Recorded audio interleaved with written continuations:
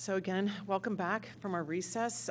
We have an exciting agenda, or a timely agenda, I should say. We have a speaker that will be talking about vaping. We'll get through our agenda hopefully in 15, 20 minutes, and then we'll have Dr. Clark Pyatt from Bryn Mawr Hospital come up and speak. But before I do that, I would like to introduce Dr. Hammaker-Duman to the board. So welcome, we're really excited. And if you wouldn't mind highlighting a little bit about your professional backgrounds and your interests, that would be great.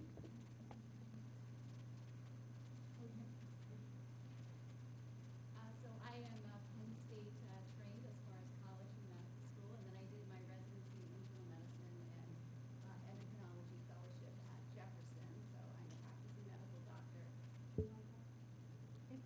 It's on there. Sorry, just came on. Sorry about that. So I'm Penn State and Jefferson trained. I'm a practicing physician. I'm an endocrinologist. I practice in King of Prussia and Collegeville, and I'm also a mom of two Radnor students and live in the community. Thank you very much, and we're, again, very excited you're a part of the board, so we look forward to working with you and all kinds of exciting things down the road. All right, so review of June's meeting minutes. So I'm not sure if everybody had a chance to take a look at the meeting minutes. Do I hear a motion to approve? Any additions, corrections? Want to vote? Everybody okay? I move. That, there we go. Okay, good. So we move to approve the meeting minutes from June 17th, 2019. Thank you very much. Okay, Marie, would you like to give the health officer's report, please? Sure, thank you. Welcome, Dr. Hammaker. I just want to talk about a few things that came up over the last few months in the township. We had two successful temporary events that happened over this past weekend. One was Porch Fest. It was the third year for that event. This year was the first year they had food vendors that needed to be inspected, and everything went off without a hitch. The Radnor Fall Festival happened yesterday. It was also another event that brought a lot of the residents out, and it was a beautiful day, and we had many of the local restaurants from the Wayne Business Association that set up their food vendors, and everything went well. An issue came up, I guess, a few months ago. One of the restaurant owners right there on North Wayne had come into the township and was kind of hoping one day to accommodate dog owners in their outdoor dining setting. I just kind of wanted to bring it to your attention. Right now, the PA Food Code does not allow it. There are some bills being proposed that really haven't been taken up just yet, but the state is looking into allow dogs in all outdoor dining. It just hasn't taken place just yet.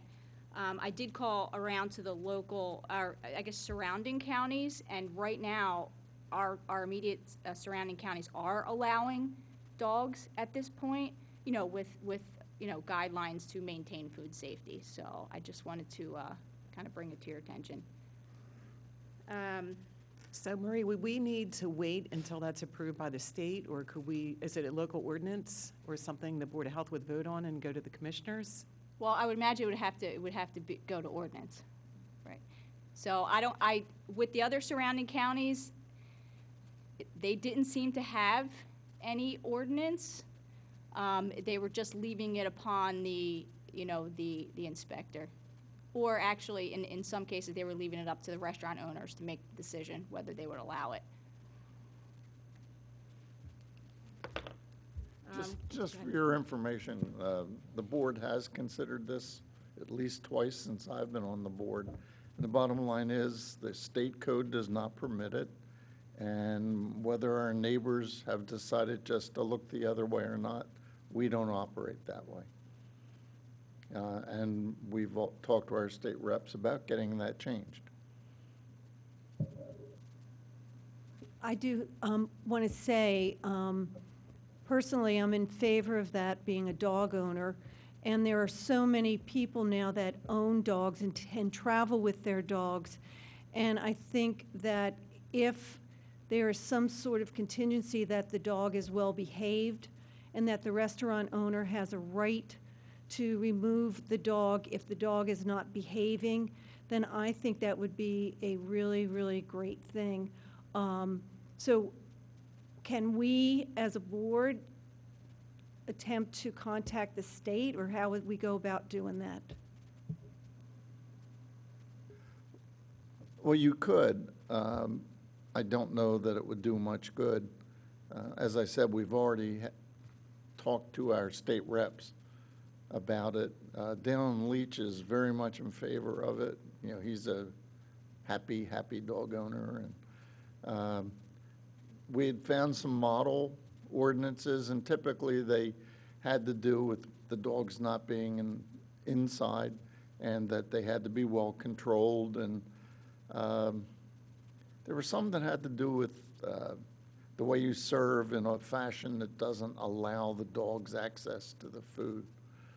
If I remember correctly, when we looked at this before at our board meeting, it was they had to have paper or non-washable products and something with the wait staff. Like there was a list of requirements. Right. When we looked at it, I think last year, we dove into it pretty deeply. Mm-hmm. So, Is there an exception for service animals? Yes, service animals and police dogs.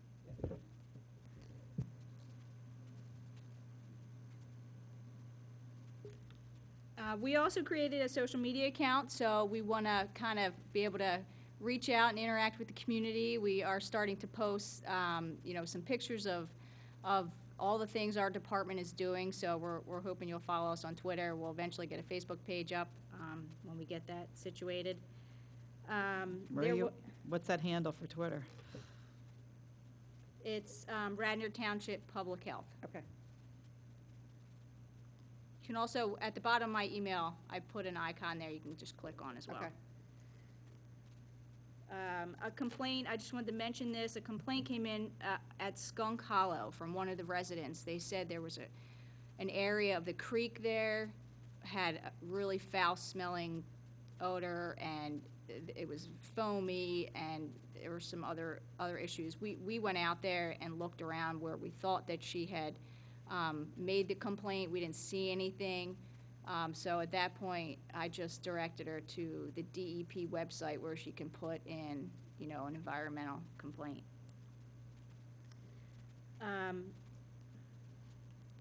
Just to mention I don't know if you all had seen the West Nile surveillance website that was up and running the last few years. They've updated it. So if you just Google PA West Nile surveillance program, it'll take you directly, you'll see the site there. They've really updated the site. It's very informative. There's a lot of information on there, and it's easy to navigate. I was on there today, so it might be worth a look. Marie, so last year we had to spend a little bit of time assuring ourselves that the surveillance would go unabated because of a transition that occurred. We don't expect anything like that this year. Is that correct? Nope, everything went well. I talked to the director over there, and all the testing was done. It was just West Nile. It was just low this year everywhere around our area, which is good. So it remains in the hands of the county, and we do not expect anything that threats interruption of service, and should not be an issue in the spring. As far as I know, Very correct. good. Thank you. And then lastly, I just wanted to mention this one situation that came up, and I guess I just thought I'd bring it up to you if you had any advice for us in the future. We had a call about a woman in her 50s who was living in very poor conditions. So I went out there on a Friday afternoon, 5 o'clock, and had to deem the condo unfit and post it, and we had to find placement for the resident at that time. Without giving out too much information or inhibiting her privacy, we really struggled with how to help her. There was a significant history of mental illness, non-compliant with medication. She did not hit the age range for COSA to get involved. So we actually had, the police were there as well, and they had the Delaware County Crisis Unit come out to assess her, but she kind of was just right under the radar there, and they didn't at that time believe, after their assessment, that she would, it would warrant, them to, take her, to admit her. She refused, a medical evaluation. But, clearly there were some concerns there. So, at that time, we just had to find, emergency placement for her in a shelter. So I guess if there's any other information out there that anybody can let us know that we can kind of help in this situation. We've had a few, over the last year, so it would, it would really help us help these residents. So was case management or social work in Delaware County, is there anybody like that resource-wise? Well, there was a pretty extensive history there. So she's had a history for a long time. The family was sort of involved, but because of this mental health piece, they couldn't help her out right now. So she had some services, but nothing that would help in that moment, placement-wise, like to send her. So maybe we can connect offline. I have some resources working at the hospital that may be able to help, get some ideas on Okay. how we can look at this further. That'd be great. I work with case management, social work almost every Great. day, so maybe we can find out what's out there and we'll connect offline. Great, thank you. Thank you. Okay, thank you so much, Marie. Awesome. All right, we wanted to talk about the gas leaf blowers from old business. So Dr. Simmons is going to give an update. We presented to the Planning Commission July 1st, and just going to give a few minute description on that. Sure. So actually, it was a proposal that was sent to the board and then forwarded to the Planning Commission. So, and it was not well received at the Planning Commission. So let's just say across the board, there was not a well-received proposal. The proposal itself antedated my service on the board, so I'm not really sure what the initiation of it was and where the impetus came. The comments from the Planning Commission were constructive and very much on target, and they included the fact that our proposal included something about hours of service. There was a lot of pushback on anything that would change hours of service. There was a lot of pushback on anything that would require legislation or ordinance changes, and the observation that if we wanted to do that, we would need to have a fairly detailed proposal around enforcement. And then there were some actually pointed questions that, so if our concern is that gas motored leaf blowers contribute to noise pollution and air pollution, there were a number of issues. One was there was not a shred of evidence in what we presented to suggest that the noise pollution from electric blowers was different, better, or less than from gas blowers. And then there was the fairly obvious comment that why would we restrict ourselves to a fairly weak proposal about gas blowers themselves? And I say weak because all we were asking was to enforce Code of Federal Regulation around manufacture to a manufacture date of 2008, I think it was, it might have been 2007, when in fact the leaf blowers are part of a much larger array of yard maintenance work where the leaf blowers may only be a small proportion of both the noise pollution and the environmental pollution. And so my advice to this Board of Health is that we really withdraw the proposal because I think it falls far out of the scope. Now, there are a number of things that I think, ideas that I've had that I think we could follow with. If we have student interns this year, we might talk about some kind of project for the student interns because I think there is a quality of life and health issue around the widely expanded use of lots and lots of polluting machines, polluting both air and noise, and that as a township we might like to have a more rigorous restriction on that. But I think that that is really a will of the people and not an issue of the Board of Health. The other place that I could see this fitting in would be in the Radnor 100 because we did put a stake in the ground there in terms of committing to go to renewable, low emissions methodologies for running the machines that the township has. So if that were to come back around, I think we might want to include that there. But at this point, I think we table the proposal. I think it is well beyond repair with regard to the request from the Planning Commission. Okay, thank you for that update.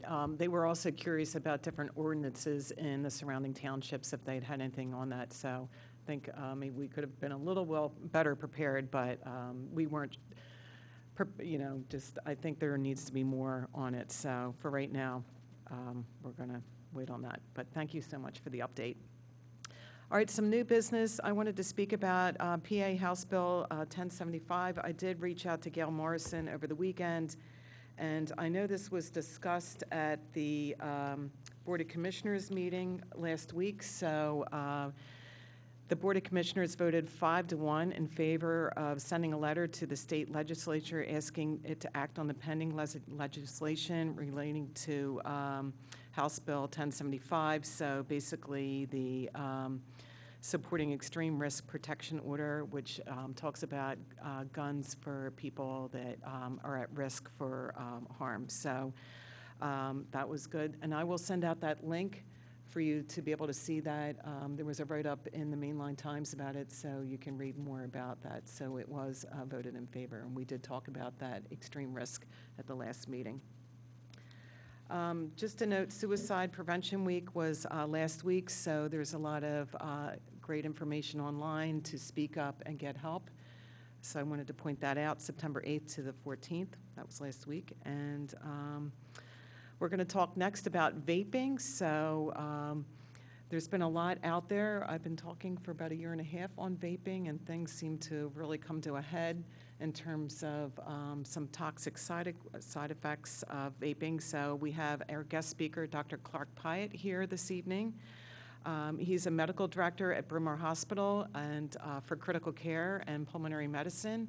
And we're so grateful he reached out to us last week because I was going to give a quick update, but he wants to share some important information. So anything else to add? Yes, Linda, thank you. I appreciate the ability to talk to you guys about this tonight. I've been a resident now in Radnor Township for about 20 years. I have 4 children in the schools here at Radnor Township. I come speaking here not just as a physician of interest in my specialty, but also for the sake of our families in our community. Because as I titled this, a community warning, I had the perspective in these last few weeks to be part of what we feel is an epidemic of vaping-related injury. I just want to give you a representative story. This was an amalgam of several cases, but this is what we've seen. 18-year-old boy would come into the emergency room having symptoms of nausea, some GI upset, flu-like symptoms. Like any parent, you'd think this was a mild flu-like illness. He ended up having some mild productive cough, but the symptoms that brought him in the early hours really kind of not right. Short of breath, a parent worried about this boy who's on the verge of going to college. In the ER, his oxygen levels were really low. Our pulse oximetry, which measures your oxygen level, was in the range of 80%, far lower than what you'd see on the exam. You know, when patients come in very short of breath with that level, they're often in really marked distress, but the oxygen level is somewhat disproportionate to the way they look. That's the way the chest X-ray should look like. This is what we saw. Bilateral diffuse pulmonary infiltrates, you know, even from the perspective of a layman looking at this, you can see the change that's occurred. This is a very difficult situation to oxygenate. This patient had very low oxygen levels to the point we had to put him in our intensive care unit. We put on a system of high-flow oxygen. Ordinarily, 20 years ago, 10 years ago, somebody presenting like this would be pneumonia. It would be most likely diagnosis, but extensive. In this particular case, his medical history is notable for mild intermittent asthma. As I said, he was going back to college, no sick contacts, no travel. You know, sometimes you'll have that person that went far away on a trip and you're worried about some unusual disorder. But he did report regular vaping, and he used a device, a Juul device is one that he reported. It's somewhat challenging getting a story of vaping-related exposures only because there's a societal piece and there's parents in the room at times. Sometimes we get a partial story of what happens, but this was the tale. This is not the boy in question, but just a representative case that was seen elsewhere in the country. Very much, this boy went in the same situation. He required mechanical ventilation, required intubation within a few days. This case progressed. This patient needed more advanced supports. We had to refer him for ECMO, which is basically a heart-lung machine to breathe for him, in addition to considering lung transplant. This index case is not just one, but two at Bryn Mawr Hospital. I can say that in our experience at Mainline Health, we've had about 8 cases. This weekend, we had 2 more. 2 more. Now, there's a spectrum of this disorder when patients present. We do believe that patients are presenting that have the worst of this, but there may be some at home that don't present. At this point, the CDC, the FDA, the PA Department of Health are all trying to investigate and look to find out the source, the root of this. E-cigarettes, a variety of delivery systems. Linda, you've done great presentations on this in the past. There is such a variety of systems that are out there. I'm going to touch on just a little bit tonight. But content is typically nicotine, but THC, CBD oils. There's a whole variety of products that are out there that are put in these different systems. As of last week, nationally through the CDC, we had about 380 cases, and there have been 6 deaths. There are even more through this weekend. We expect the incidence after this in the next few months will be even higher. So this will be a significant epidemic. And of course, we have the local of the 8 cases.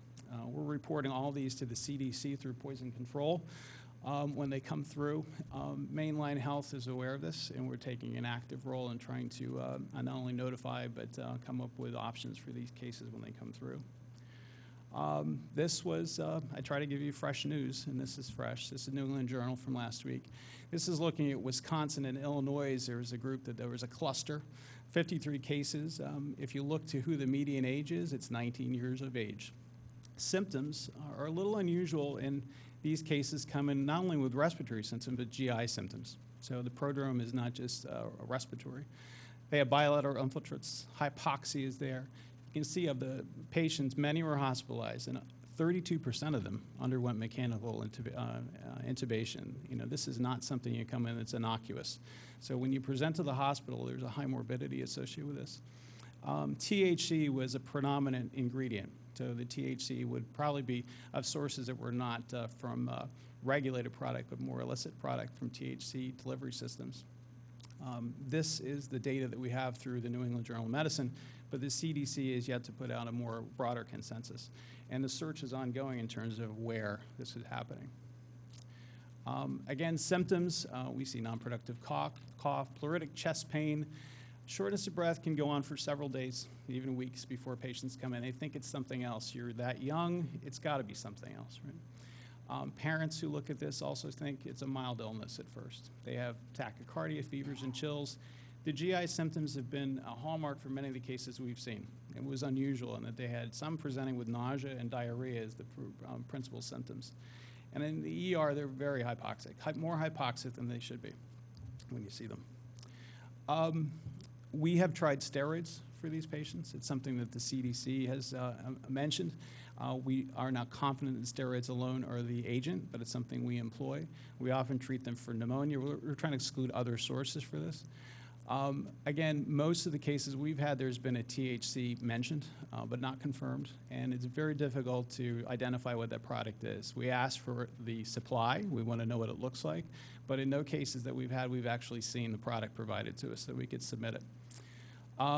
Many of these have propylene glycol or glycerol-based organic solvents, going back to organic chemistry. For those of you who remember those days, it's essentially a solvent. You know, we use the same solvent to de-ice plane wings on your plane. So you can imagine, what this could do to your lungs. From a pulmonologist perspective, we thought of this as being a form of lipoid pneumonia. Historically, lipoid pneumonia was for the folks that drank castor oil back in the day, a tonic to make yourself feel better. They'd aspirate the oil into their lungs.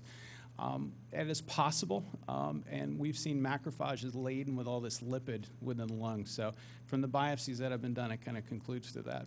Vitamin E in high doses have been found in some of these that have been identified, and again, is speculated but not confirmed.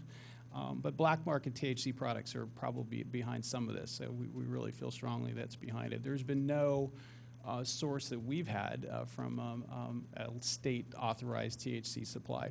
We have not seen that. We know that all these cases should be reported to poison control, and even those cases that are in the outpatient setting. And that's harder information to disseminate, but for those in family practice, internal medicine, pediatrics, we want those cases reported as well. We're basically solving a medical mystery right now. These two fellas, they're called the Walter Whites of Wisconsin at this point. They have had, this weekend they were arrested with boxes and boxes and boxes of THC cartridges. We don't know what's in these cartridges. It's not all THC. THC itself in the medicinal form is quite concentrated. It's very expensive. This is whatever they can put in it. And typically they're labeled with things like Sour Patch and whatnot to give a little spin for their marketing. But those guys, I just wanted to put their faces up there. Delivery systems, I want to touch on just a little bit. I think this started out with the best of intentions, starting with e-cigarettes. 2004 was the first practical e-cigarette. Interestingly, there was a fellow in China that invented this, and he invented it partially because he had a family history with lung cancer, and he was looking for a way to make a safer cigarette. But the technology was evolving. As cell phones evolved, batteries got better. Technology allowed us to get a battery that could aerosolize a liquid. So these cigarettes were put out essentially as an option for smokers. As a pulmonologist, I was open-minded at the time. If somebody smoked less, it was great. But we didn't go as far as recommended because we felt long-term there would be issues related to this. They're generally less expensive. They're not really high on the market list right now. They're not, most people who take them say they're not the same, but they're essentially designed as a smoking alternative. And then came the marketplace, and the marketplace evolved with the technology and people willing to buy. The vaporizer pen came into play. The vaporizer pen allowed a much more potent puff. So you could pack a big battery in it. The bigger battery could generate more power. The more power, you could make a bigger plume of delivery. You could aerosol more. It was rechargeable. It was refillable. So you could take these small containers and fill it up. And you could put a large volume of material. Typically, those cylinders would have nicotine that would be 2, 3, 4 times the volume you get in a cigarette. So if you like a cigarette, you're going to love this. And they're marketed this way. Candy King, these are things that are looking not just for people that are older. This is looking for a younger market as well. And this is the stuff that is sold now on the internet widely. And then the third generation. You've seen cars going by with the big plumes coming out with people. These are enormous delivery systems. They put out so much. They're large. They have giant batteries. You can add things onto them. These deliver a huge amount of nicotine to the system or whatever else you would want to put in. And then the Juul. Juul is making the rounds, at least on the press and the media, in terms of delivery systems. And it should, and this system is very compact. It's got a lot of energy. It can put out a big plume of aerosol. It is a USB chargeable device. This is the ideal product for a adolescent. It fits in your pocket. You can recharge it at school. You can use this in areas where it's undetectable. You can use it in bathrooms. You can use it in your bedroom. The cartridges that are sold with it, cartridges are nicotine-based cartridges. When these initially came out, it purely was, again, a smoking alternative. They then added things like flavor. They were going for more than just people that were smoking cessation. They went over that line into trying to market this as a system. And we've seen consistently the numbers rise. People initially marketing this for smoking cessation now are using this as a new form of nicotine delivery.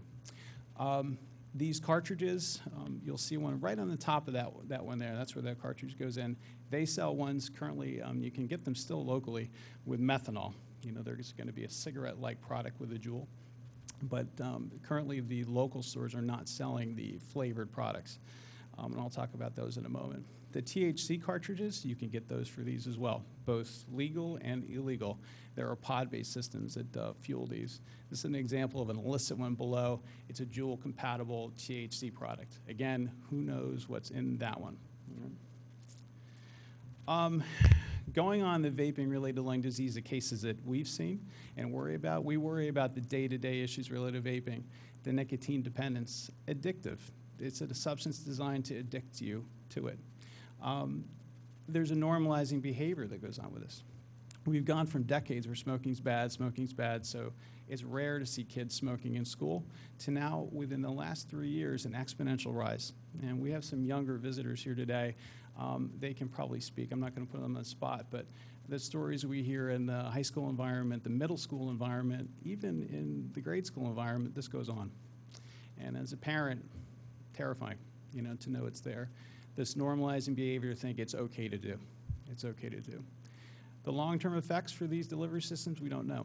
And like smoking, we will have the impacts of this down the road. I think all of us feel certain. The intermittent use of an e-cigarette's one thing, but these giant plumes of delivery with polyethylene glycol and other substances ultimately I think are going to have significant societal harm. And I just noted the concern, and this came right from the FDA's website, the percentage of children reporting 30-day use of these products has risen like 75% in the last 2 years. So it's exponential. And middle school is 50. So, and this is not even this year's numbers. There's even more. I'm just going to touch on some legislative issues. There's a Family Smoking Prevention Tobacco Control Act. It was modified in 2016 to try to extend something to e-cigarettes. It was banning those that have nicotine to under the age 18. And technically, those 18 can't buy. The internet, though, is not too picky. And I was just on the websites today. I could get whatever I wanted as long as I said it was 18. So the internet is quite open market for this. There is no limits, though, on advertising, sales of e-flavored cigarettes. It's only recently the administration made a verbal move that they may ban this, but the ban is not in place by any means. The CDC, as a government entity, has a much stronger stand. They recommend that e-cigarette products should never be used. They shouldn't be used by youth, young adults, pregnant women, or by adults who don't use current tobacco products. The only wiggle room they give is for people who are already on tobacco products is the way to get off. From a state and local perspective, 13 states and 752 municipalities have banned e-cigarette use in environments where smoking is already banned, so restaurants and the like. And that's where I bring this to you guys tonight to have a consideration. Just they should not be in these environments. We should consider in the same league as cigarette smoke. There's a PA bill on the floor right now to ban vaping on school grounds. I like to think common sense legislation. It's something that I would advocate, obviously, for. Michigan has gone as far in the last month to ban flavored e-cigarettes, and New York is, as of yesterday, Governor Cuomo just mentioned that they would like to do a ban as well. I'm somewhat cautious about this. These bans only extend to the flavored e-cigarettes that you see on this stand. So, yeah, methanol is still there. New York did not take the step which some had hoped to ban those as well, nor did Michigan. I think there's a sense of false relief when you hear that there's a ban like this. I think it doesn't really go far enough, is from my standpoint. Closing points. I didn't want to get into the nitty-gritty of this too much, but just an overview of my experience so far as a clinician and as a resident, worried resident. The early e-cigarettes themselves were thought to be less dangerous. But it's really evolved. The technology and the delivery systems evolved. The availability of the internet as an option in terms of where children can get this, adults can get it, has changed the equation. The delivery systems are much more potent. You can deliver far more. It's basically you have an addictive substance for which they can get more and more and more and more. And at some point, and now we've probably reached the point that people are getting hurt. We think that counterfeit THC and other e-oils are this new addition to the equation that may be responsible for the recent epidemic. We're really behind on medical study. We don't know what's going to be happening to these down the road. Now, there's a lot of science going into medical of THC, but it hasn't extended into the pulmonary harms. We're unfortunately going to need time, and time is something that unfortunately we're going to have injured people as a result of it. We believe that over time there will be proved damage. And we need to recognize the epidemic is ongoing, and that's where I'm here tonight. As Mainline Health, we're also trying to advocate as well. It's gone as to our president, Jack Lynch, is advocating on our community's behalf on a state level to really push protections for our children and for young adults, for all of us. And that's where I look and coming to the board to get your help as well. I know, Linda, you've been a strong advocate for this. It's where we have to step up. This is the time to make change and advance these protections locally, federal, and state as aggressively as we can. Thank you. Thank you, Dr. Pyatt. That was excellent summary and a lot about the facts, current information that's really evolved, surprisingly in the past 4 to 6 weeks coming out. So I do think we're going to see more about this. I hear all the time things going on in my son's schools, different schools, in the classrooms. The kids are doing it in the back of the classroom. They have bathrooms that kids go to and do this. I know one of the news reports had administrators sitting outside the bathrooms and watching the kids go in and out, like locking the bathroom doors to make sure this didn't occur on You can do this in the classroom. In the classroom, yes. So I've heard about kids sitting in the back of the classroom and vaping in front of the teachers, believe it or not. Easily cup it and hide it. I think that's Yeah. where it's done. Yeah, I'm a guest speaker next month with the Radnor Township administrators. I'm going to the PTO meeting to speak on vaping, so that's a start, and I've been invited to a couple other places, but, it's just getting the word out to see what we can do and, hopefully curtail some of this, but I think the kids at this point might be hooked. The nicotine is highly addictive. The stuff you can get on the internet goes from 0 milligrams of nicotine up to maybe 15 or 20 milligrams of nicotine, and then there's different ways. So not only the tank device that you talked about, they can drip it on a coil and inhale it, and there's multiple different ways of puffing this stuff, so inhaling it. May I ask a couple questions? So on the cases that have been hospitalized and with an intense lipoid pneumonia, what's the age range on those? I've not had one over 25, 18 to 25. Okay. And then the data cited about the 84% with THC, that was just out of the Illinois and Wisconsin Yes. population, right? Yeah. With the two banditos operating in that purview, right? Yeah, and it matches, we have a limited case number, but it's similar numbers. Because there's so many highly charged issues here, and THC is a highly charged issue, and so is nicotine. But it feels to me like it's pretty clear cut that either the excipients or the devices and how they change the physical chemistry of the excipients Or something has to be it, because it's both THC and it's nicotine, and people have been smoking THC and people have been smoking nicotine forever, and we really haven't seen this acute lung injury lipoid pneumonia situation until this array of vaping devices that are unregulated with content or poorly regulated with content that are poorly regulated, right? There's a new ingredient. That's my suspicion. That's for the outbreak. But this is such a multi-layered issue, and it's very difficult to do in a 30-second media blast, which our news tends to do. And to so it's deal all with it. conflated. And you turn on the news It's and it is vaping. all It's conflated. vaping. And we have patients, for example, that use medical THC to their benefit. They shouldn't be lumped into this. We have nicotine, which is its own issue. Like the whole Juul and using nicotine is an addictive trick being played on children. But I think more complicated issues, this outbreak is really just bad supply. I think there's something out there that's, and these toxic systems too, they just put out so much.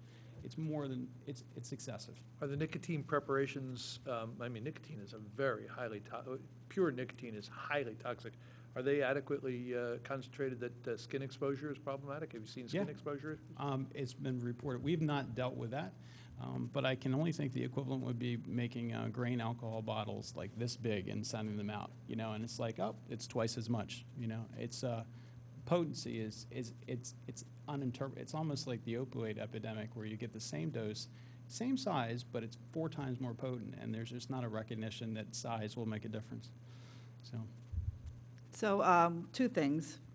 Parents are watching and listening to this. Yes. Well, I saw the GI implications. Like, what should they, other than devices, telling the kids not to vape, what should they be looking for to get them to the hospital quickly so they can be treated? What is your recommendation to the parents out there? It's tricky because these symptoms that many of them have as a parent, I would just say, boy, you have a mild GI winter illness. But it's a story. If you know there's a strong vaping story, there is a strong story, you may know or suspect it. I think if you do suspect it combined with these symptoms, that you should be seen. Obviously, cessation of the product is essential. That's key. Whether you can get them to register, in their heads to do that or to stop. But I think any of the constellation of these symptoms with a suspected history is enough to get you to the hospital or the emergency room. I think that's all we can do as parents. It's just the unfortunate thing is that kids get sick. The threshold has to be, though, if there's any suspicion, they should be examined. The second question, there's a lot of noise, news reports, government's trying to do something. What is it you want this Board of Health to help you with, assist you with? I think to recognize it as an issue, to advocate on a local level. I think issues such as e-cigarette use in public spaces is something that should be considered. I don't know where you stand on it at this point, but I think in restaurants and other public venues, I think it extends that you shouldn't have to be exposed to fumes of large plumes of potentially that. So I think it's one message to say that it's not normal to do that behavior. It's not a normalizing thing to allow that to be in a public space. So I think that's one thing that can be done. I think on another level is just getting to schools and environments where we can talk to parents and kids directly to know that this is not a safe thing. And it's a complicated, layered issue. The nicotine piece of this is potent. It's just not something that you start and get off of easily. It's something that we need to make people aware. So. I have a couple of questions. First question is, do you find in your cases that it's a cumulative effect, or is it an acute event where they just got really bad stuff? All the cases we've had are long-term vapor users, so they've been using it over a period of time. It's just been hard to tell if it's a cumulative effect. My assumption is that they've had some cumulative effect, and this, because it's oil-based, it's solvent-based, my suspicion is it stays in the alveolar spaces for a little bit. So it definitely is additive. If I could, though, I don't know how you distinguish, because the high-frequency users are the ones who would be exposed to a new excipient. Yeah. So the probability doesn't tell you whether it's an acute or cumulative, Yeah, right? it could be cumulative use. It could be a single exposure. We just don't know. We don't know. But what we do know is the individuals that we've had have done it just once. It's not like they've gone to a party, I've never done it before. It's been someone who's had a history of it. But again, that's not proof, but it is,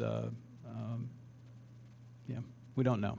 It's really unfortunate. I remember when I did the initial presentation, all the chemicals that were in it, like formaldehyde and diacetyl and all the other things, and the popcorn lung. So the popcorn lung, the base is diacetyl, so the people in the popcorn factories, the buttery smell got this form of COPD. So who knows if it's part of that? Who knows? Long term. It's an epidemiologic mystery right now. It's just trying to put things together. And the more cases we get, I think we're narrowing it down. Also, some of these people are crawling in the woodwork a little bit too with the supply. But the supply in buckets is probably still out there. And that's why we're worried it's going to continue for weeks to come.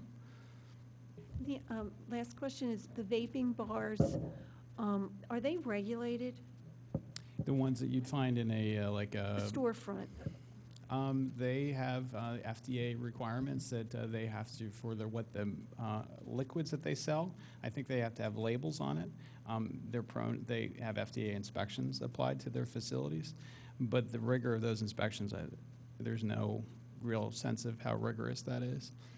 But I know as part of the 2016 edition, they became regulated by the FDA for the commercial products that are out there. What's not, as far as I know, is the delivery systems. The delivery systems, there's just too many, and they're mostly foreign made, so there's no sense of how much they'll deliver, the quantity, the amount, even the systems themselves in terms of the hazards that they would give. It's just understudied, Are there any public participation or questions? Feel free to come up. I just wanted to offer that. Well, thank you so much. I've been invited to a couple different school districts to talk on this, so I think more to come. I think getting the word out there is critically important. I think students in this township are well-informed, and I hope they heed some of the message. I did go to Archbishop Carroll last fall with Superintendent Flanagan to talk about vaping, so we did speak to 600 students about vaping, and the disciplinarian talked about, some different consequences if students are caught. So we just need to get the word out, but it is very timely, and thank you so much for coming. Thank you, Very guys. informative. Thank you. I just wanted to mention on a different note that I did reach out to Radnor High School to ask for student interns. So the application should be coming in at the end of the month, and I wanted to see if somebody on the board, maybe a person or two, wanted to read through the letters and select student interns. I don't want to put you on the spot right now, but I'll reach out by email. So we typically have 2 students that serve on the board. So the guidance counselor put that letter out, I believe, a week and a half ago, so hopefully we'll be getting some interest for student interns for the 2019-2020 year. I also wanted to do a shout out for Superintendent Flanagan. He was a nominee for the award of the Valor nomination, which will be September 19th. So these honorees are nominated by their peers for public service and acts of heroism and serving as role models in their communities. So Superintendent Flanagan, a shout out to him for being a nominee to this. Any other announcements by the board? Okay, any public participation? Okay, anything? All right, so I think we will end our meeting, and meeting's adjourned.